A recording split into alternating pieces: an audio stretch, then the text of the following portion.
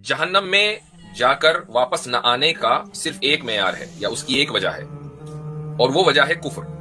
कि एक आदमी कुफ्र की हालत में मरा तो अब अकीदा यह है कि वो जहन्नम में जाएगा और वहां से वापस नहीं आएगा। लेकिन अगर एक आदमी ईमान की हालत में मरा, कुफ्र की हालत में नहीं, लेकिन उसके गुनाह है, वो गुनाह चाहे उसके अमल से रिलेट करते हो या उसके अकीदे से रिलेट करते हो, मसलन वो बिदतों के अंदर मुलव्विस है वगैरह वगैरह, तो अब इस बात का इम्कान है कि उसको सजा दी जाए।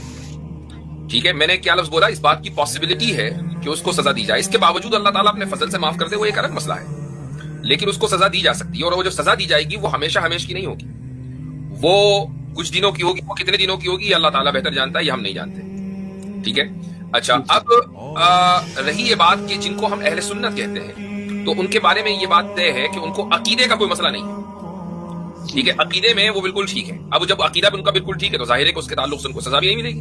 हाँ, अमल जो है वो हर एक का इंडिविजुअल अलग हो सकता है। कोई आदमी सही अकीदे का हो लेकिन अमल में कमजोर हो और उसकी बुनियाद पर अल्लाह ताला उसको सजा दे, तो ये उसके यहाँ का इंसाफ है, वो जाने, उसका काम जाने, इसमें हम इंटरफेयर नहीं कर सकते।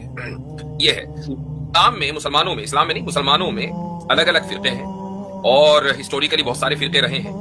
लेकिन अहले सुन्नत वल जमात के जिसके बारे में अल्लाह ताला रसूल अकरम सल्लल्लाहु अलैहि वसल्लम की हदीस है, मा अना अलैहि व अस्हाबी, अहले सुन्नत वो है जो मेरे और मेरे सहाबा के रास्ते पर हो, जो यानी कुरान पर तो मानते ही हो वो, लेकिन फिर मेरी सुन्नत को भी मानते हो, मेरे सहाबा को भी मानते, सहाबा के तरीके पर भी चलने वाले हो, तो ये लोग अहले सुन्नत है।